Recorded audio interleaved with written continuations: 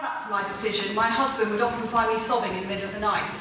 It was usually around 3 in the morning, and all these thoughts would be running through my head.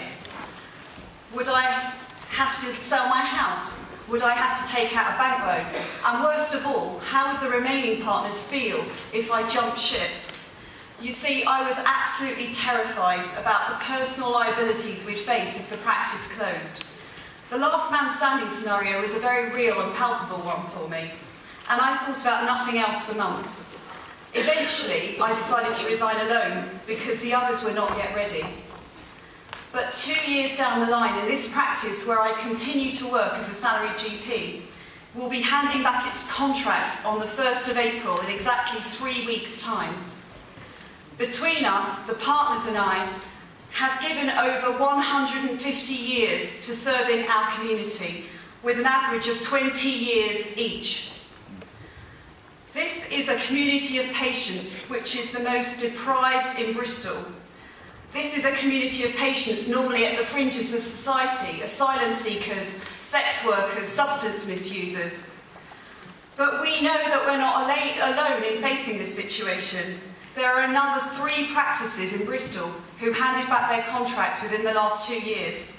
And if you move just a little bit further down the road in Plymouth, you'll find a quarter of the city's population is being run by interim caretakers. This domino effect is bound to occur if there's no consistent policy for a managed list dispersal. So how can we stop this? What do these practices need? Firstly, I believe the public have absolutely no idea about how vulnerable their local practice might be, and there needs to be a mass media campaign highlighting the loss of their local GP.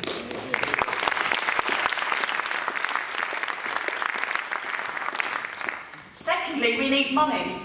We needed our PMS cuts halted, and we also needed to stop the scandalous service charge uplift. So we went to NHS England with our begging bowls in the hope that money would follow the inequalities agenda. But we were so wrong, because there are no pots of money earmarked for inner city practices such as ours. But there is cash for 7-day working, and there is cash for working at scale. And money is somehow magicked up for large-scale organisations procuring smaller practices. And it's everyone's right to know how much public money is being spent on this instead of propping up smaller partnerships such as ours.